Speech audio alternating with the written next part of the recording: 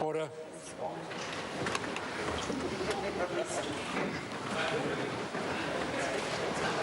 Barbara Kuriga.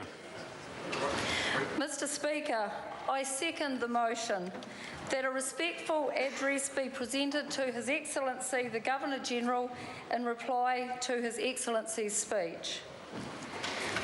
Tēnā tātou katoa, te paramata hou, te kai kōrero, tēnā koe, te paremia, tēnā koe, ko ngā mea nui, ngā wai, te whenua, me ngā tangata katoa o Aotearoa.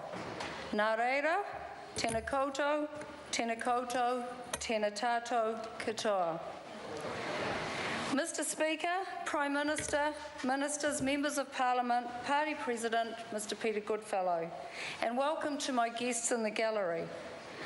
My husband Lewis, you've been a fantastic support and friend to me. We will be celebrating our 35th wedding anniversary 12 days from now at an electorate event in Otahonga, which in itself indicates the level of support you have given me during the campaign. My family, Craig, Rachel and Tony, Dad and I are all very proud of you, and we appreciate that you're all in support for this special occasion. Tony, I know you are watching. To your partners Kenneth and Zoe at home, and our 4 special grandchildren, Zach, Max, Ashlyn and Theo.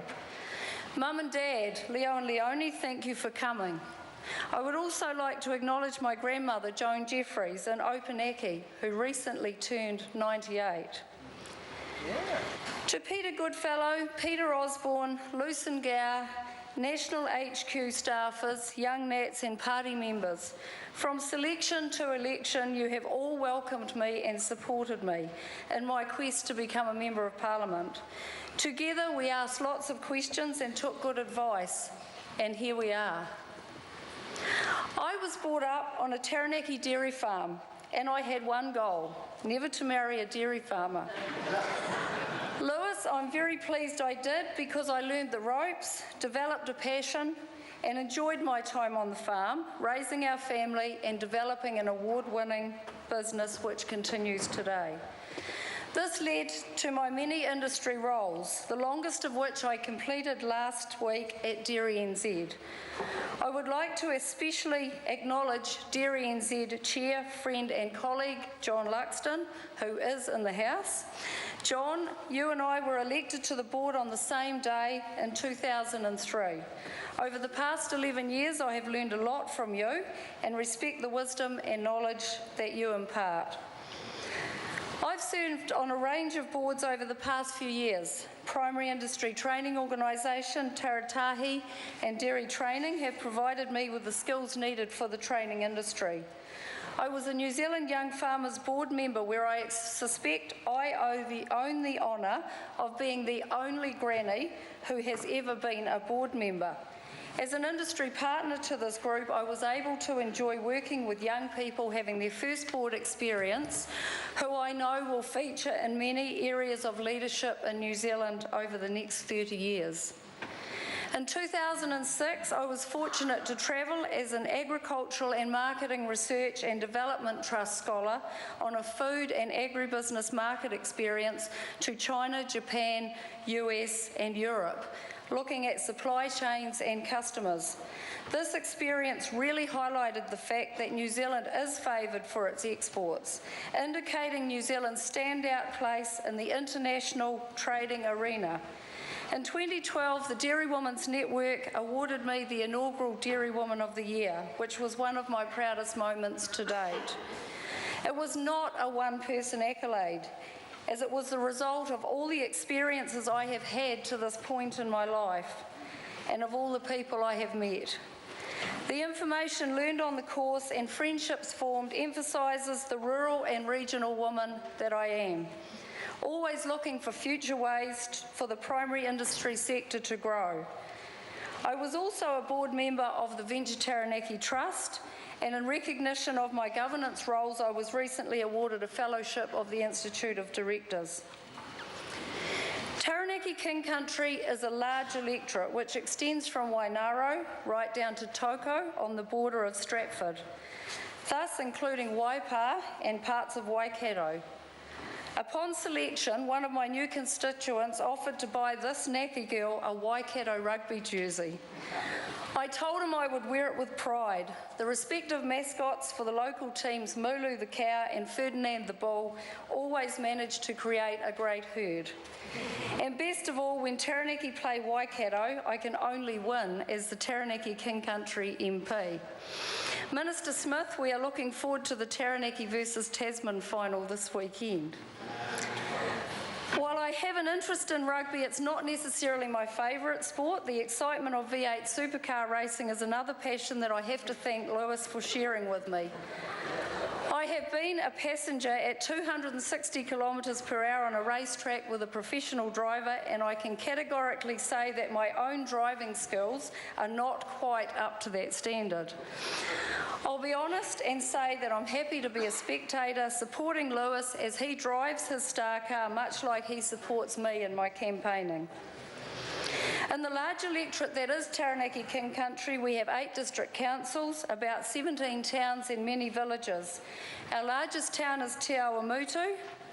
Wongamomina is one of the smallest.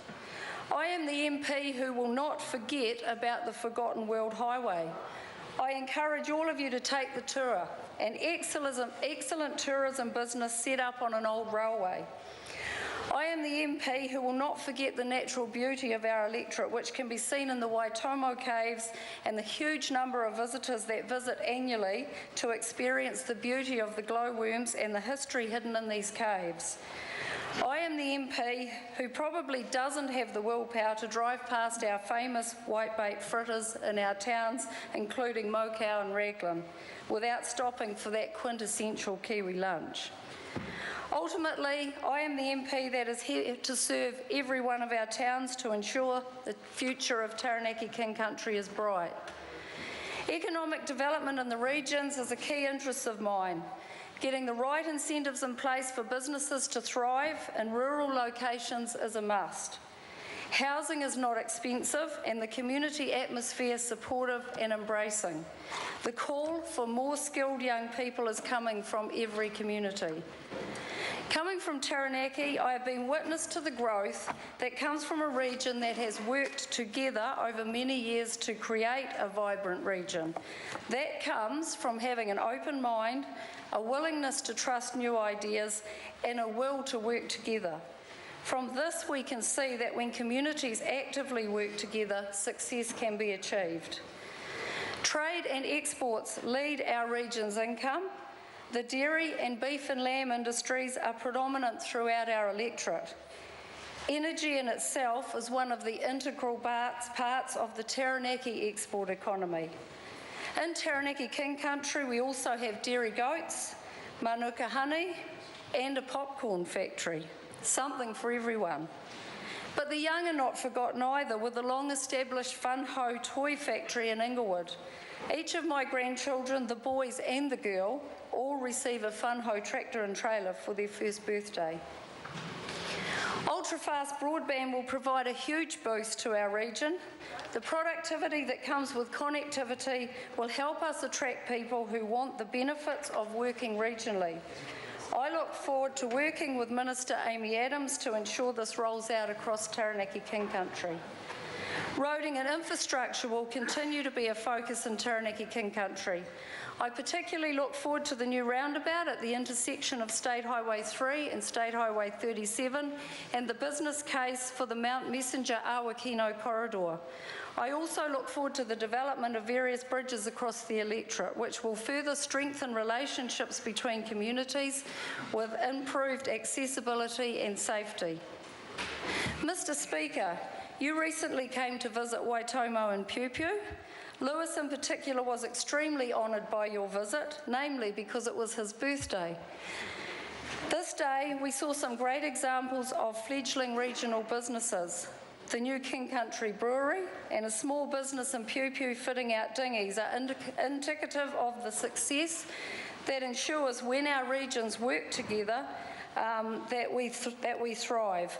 We must be sure that red tape doesn't get in the way of new and emerging businesses that will provide employment for our people. I've already seen some exciting technology businesses in Raglan, and encouragement of more will be welcome. Access to health, education and community services are vitally important to remote and rural areas of New Zealand. Under a national-led government, over 17,000 more elective surgeries have been administered across our electorate's 2 district health boards, and this shows in somewhat remote areas of New Zealand are still gaining access to those vital services, and that location is not a barrier. Across our region, more children will attend early childhood before starting primary school, which is impressive for rural communities, considering the distance that's often regarded as a barrier. In time, we hope to improve these rates even more with a target of 98% by 2016. Volunteers connect our communities, from the fire service to the Coast Guard, to those working in the prevention of family violence. I would like to thank all the volunteers who do a wonderful job, those who give up their time to take a neighbour to a doctor's appointment, or those busy mums and dads who arrange play dates for the entire street. Your support and continual commitment to the groups and individuals in our regions is to be commended. These actions take away the vulnerability of people, knowing there is a volunteer support base to care for them. Water will be a prominent topic, not just through the time that I spend in Parliament, but for years into the future. This is reflective of the fact that we have an abundance of water in our beautiful country, and it's amongst my aspirations to ensure that we utilise our water wisely for our people, for our tourism and for our industries.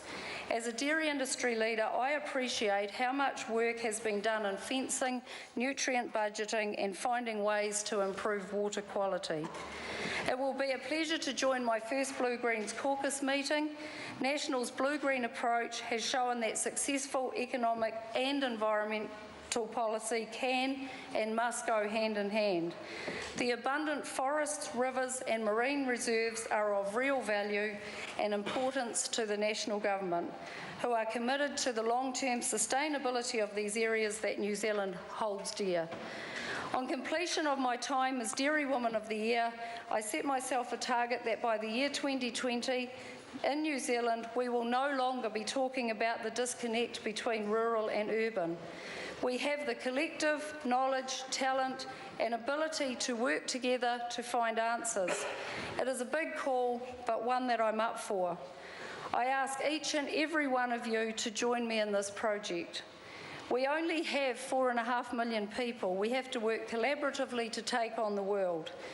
Thank you to my colleagues for the support that you have shown over the past few months and particularly over the past 4 weeks. Maureen Pugh, the class of 2014, enjoyed the 2 weeks we spent with you, and we were sorry to see you go. Samantha, Claire, Sharon, Tracy, welcome to my team. With your help, I know that Taranaki King Country will be well served. Pen and Doug, thanks for your help and preparation. I am excited about joining the primary production and health committees, where I can bring some of my existing knowledge with me and embark on a new learning curve where new knowledge is required. I commit to be a hard-working and loyal Member of Parliament. Tēnā tātou katoa.